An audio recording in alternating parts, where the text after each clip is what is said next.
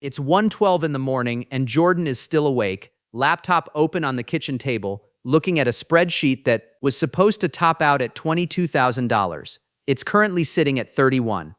Casey is asleep upstairs. The venue deposit already cleared. The florist just sent a revised quote that somehow went up after the tasting, not down. Jordan closes the laptop, opens it again 5 minutes later, like the number might have quietly fixed itself overnight. It hasn't. Here's the part nobody says out loud at a bridal shower. The wedding industry doesn't sell you a party. It sells you a number, and then it spends 18 months convincing you that number is love. This isn't a video telling you not to get married. It's a video about a trap, one so well disguised that we've started calling it romantic. Let me show you the math. My name is Alex, and I spend a genuinely unreasonable amount of time looking at where people's money quietly vanishes to. If you've ever seen a wedding invoice and felt your stomach drop, hit subscribe, because today on Wealth Adjacent, we're taking apart the one purchase in America that's somehow immune to budgeting, the wedding. Before we go further, a quick disclaimer. I'm not a financial advisor, this isn't financial advice, and I'm not here to tell anyone to elope in a courthouse. Weddings can be wonderful. What I am here to do is run the actual numbers on an event we've collectively agreed to never run numbers on. You'll comparison shop for a toaster for 40 minutes but book a photographer in one phone call because you liked her Instagram grid. That gap, right there, is exactly where the trap lives. Let's introduce two people. Jordan and Casey, late 20s, together 4 years, combined income around $90,000. They're not reckless, they've got savings, they've got a budget spreadsheet, they even color-coded it. And like most couples their age, they're currently in the middle of planning one single day that is, on paper, about to cost more than either of their cars. Let's start with the number, because it is genuinely a little unhinged. The average American wedding now runs somewhere between $30,000 and $35,000, depending on which survey you trust. That's before the honeymoon. That's before the rings. That number has climbed roughly 30% over the last decade, well ahead of wage growth, well ahead of basically everything except maybe college tuition and eggs. For a household making the median income of around $80,000, that single day is somewhere between a third and a half of an entire year's gross pay. One day. Not a house. Not a car that lasts a decade. A single Saturday. Where does that money actually go? Roughly 40% to venue and catering. Another chunk, easily 15 to 20%, to photography and videography. Because apparently the only proof love existed has to come from a man with 2 cameras strapped to his chest. The rest scatters across flowers that die in a week, a dress worn once, and a DJ who will play the exact same 3 songs he played at 4 weddings last month. And here's the part that should make you sit up. It's getting worse fast. Venue costs alone were up double digits last year in a lot of major metro areas because venues realize something simple. Weddings are one of the only purchases where the buyer feels embarrassed negotiating. Try haggling on a mortgage rate. Now try telling a wedding planner you'd like a 10% discount. See which conversation goes worse. But expensive isn't the trap. Expensive is just expensive. Here's where it becomes a trap. A huge share of couples aren't paying for this with money they have. They're paying with money they're hoping to have later. Recent survey data puts the number of couples going into debt for their wedding at around 1 in 3. And the quietly disturbing stat sitting right next to it, close to 1 in 10 couples say they dipped into retirement savings to help cover the cost. Read that twice. People are reaching into the account meant to keep them fed at 75 so they can have a 4-tier cake at 29. Back to Jordan and Casey. Their wedding ends up landing around $34,000 all in. Venue, catering, the dress, the suits, the flowers, the band nobody remembers by the second dance. They didn't have $34,000 sitting in cash, so a chunk went on a card, and a chunk went onto one of those wedding loan products that have started showing up specifically marketed for this exact moment, dressed up in soft pastel branding like it's a gift registry instead of a loan. 10 months later, that balance is still sitting there at 19% interest, and the credit card statement just says event services, like the bank is too polite to remind them what actually happened. They are not the exception. Survey after survey shows that most couples who finance any part of their wedding still haven't paid it off a full year later. Some are still paying it off when their first anniversary rolls around, which means they are functionally still renting their own wedding day, monthly, with interest. And unlike a lot of debt, this particular kind arrives at the exact worst moment to start a marriage, because the first year of any relationship already carries new financial stress, combining finances, maybe combining households, maybe planning the next big expense already. Layering a wedding loan on top of that isn't just an inconvenience, it's a stress multiplier landing during the exact window when a couple most needs to be building trust around money, instead of managing a bill neither of them enjoys looking at. There's also a quieter version of this same trap that doesn't involve a formal loan at all. It's the just put it on the card, we'll deal with it after approach, spread across 4 or 5 different vendors instead of one lump sum. No single charge feels catastrophic in the moment. A deposit here, a final catering balance there, an upgrade to the lighting package that felt small at the time. It's death by 1,000 swipes, and by the time the last invoice clears, the total often surprises even the couple who approved every individual charge along the way. Now here's the part that turns this from a spending problem into a psychology problem. And this is the part that should genuinely annoy you once you see it clearly. Somewhere along the way, the wedding industry got hold of a piece of real psychology. Milestone moments matter, and people remember how an experience made them feel far more than what it cost. That's legitimate research. And then an entire industry took that finding and turned it into a pressure campaign.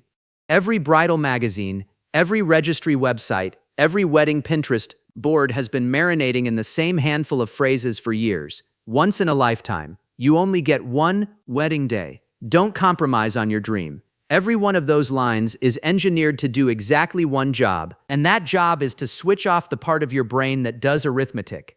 A wedding planner interviewed for one industry report put it almost too honestly. Couples walk in with a budget and walk out with a number 2 or 3 times higher because every single vendor conversation is designed to make saying no feel like you love your partner less. You didn't budget $5,000 for flowers. You budgeted $5,000 for flowers until someone showed you a slightly nicer arch and said, "For your day though." And then there's the phone. Recent research on wedding planning found that a majority of couples now say social media directly shape decisions about their venue, their dress, or their overall aesthetic. Not because they always dreamed of a barn wedding with market lights, but because they saw 40 other couples have one this year. Nobody wants a $4,000 couch they can't afford. That would be embarrassing. But a $4,000 arch installation for 6 hours of use, that's an investment in the memories. The industry didn't just sell flowers, it sold permission. Now, before we go further, we still haven't gotten to the single most expensive line item on this entire list. The BO, one people don't stumble into, they sign up for it voluntarily with a smile. Hold that thought, because first, the BO Furchik. Let's talk about the phrase that should trigger alarm bells in any vendor conversation. For a wedding. A cake that would cost $200 for a birthday party quietly becomes $800 the moment the word wedding enters the sentence. Florists, caterers, even rental companies routinely charge what the industry itself has started calling a wedding markup, sometimes running anywhere from 20 to 50% higher than an identical service booked for any other kind of event.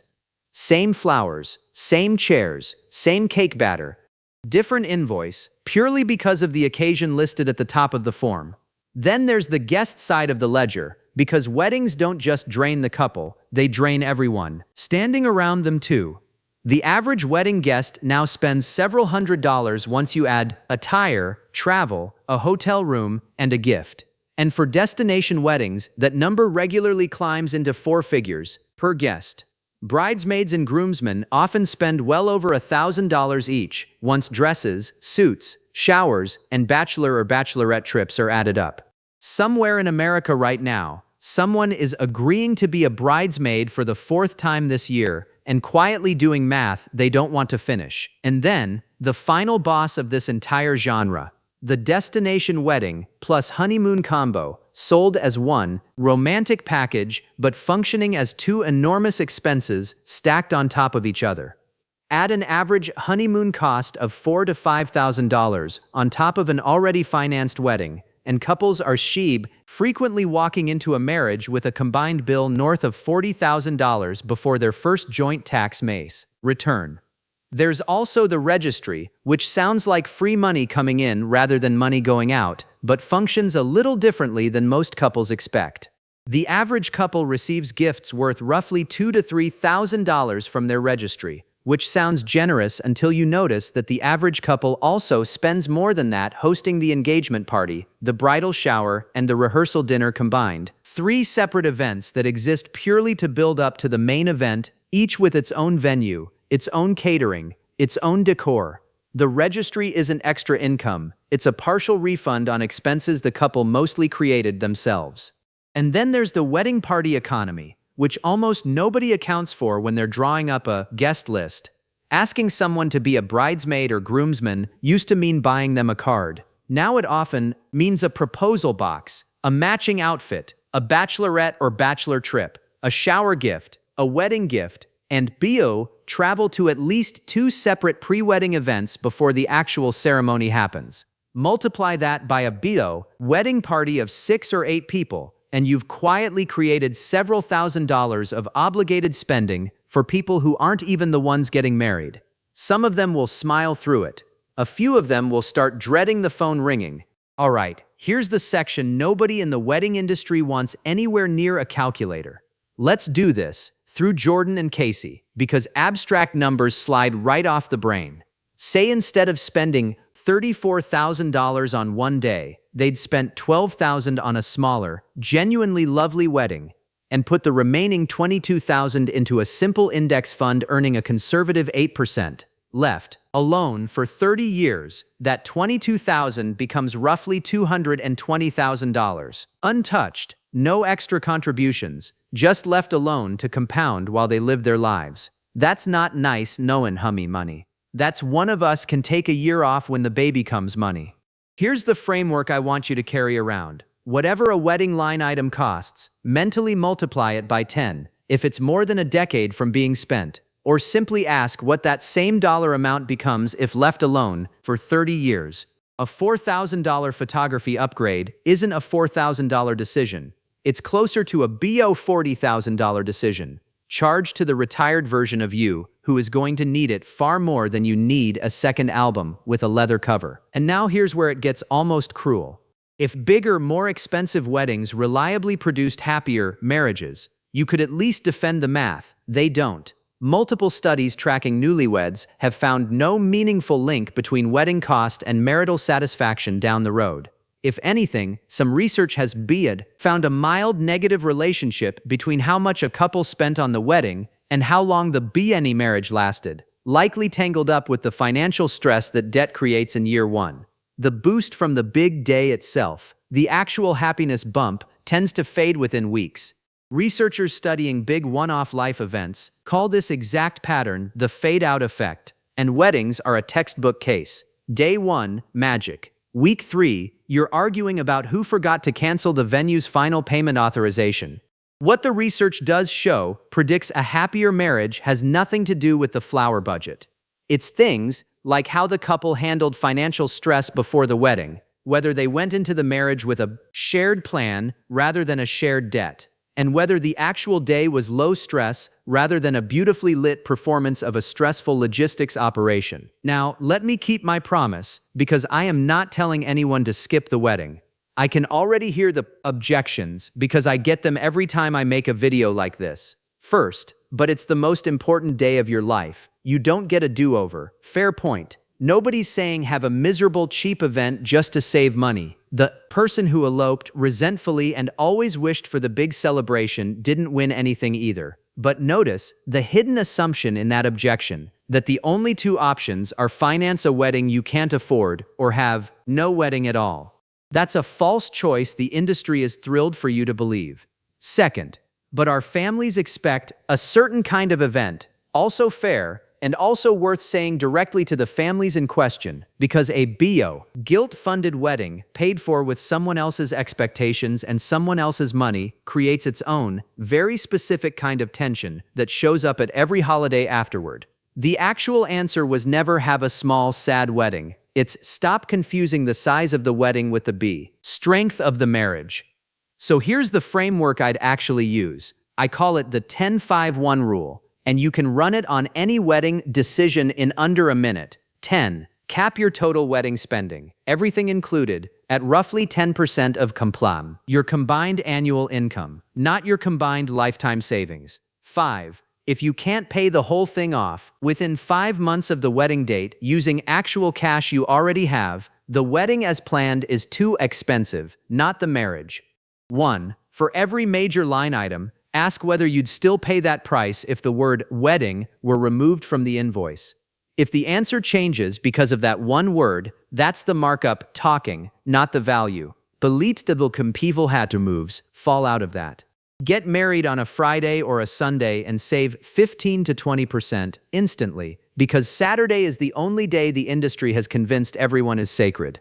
Cap the guest list before you shop for a venue, not after, because venue pricing is driven entirely by headcount. Skip the BO, videographer, if the budget's tight. Nobody has rewatched their wedding video more than twice. And if a BO Furchik wedding financing option shows up anywhere in a vendor contract, treat that exactly like you'd treat a BS buy now, pay later button at checkout, as a sign the price was never actually yours to afford in the first place.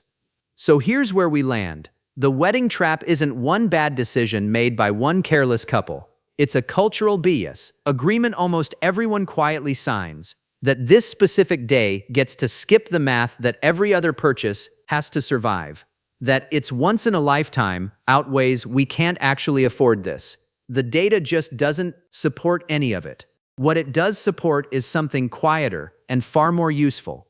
A modest, genuinely well-planned wedding, paid for in cash, surrounded by the people you actually love, predicts a happier marriage, far better than a bigger one financed on a 19% interest rate ever will. And if you're Jordan or Casey right now, still staring at a spreadsheet at 1 in the morning with a florist invoice that keeps climbing, hear this clearly. You're not bad with money. You went up against an industry that spends real budget every year, convincing smart, careful people that restraint equals a lack of love.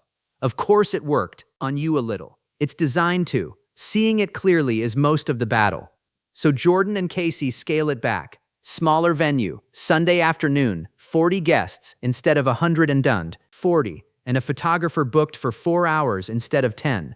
The wedding still happens. It's still beautiful. It's just not financing a decade of their future to prove it. Spend the money you have. Skip the money you don't. Take the wedding you can actually pay for and invest the difference, because 30 years from now, that difference is a down payment or a retirement or a year of freedom neither of you saw coming. And the next time you're sitting at a kitchen table at 1 in the morning looking at a number that somehow keeps growing, remember no wedding album ever comes with a page for the credit card statement that paid for it.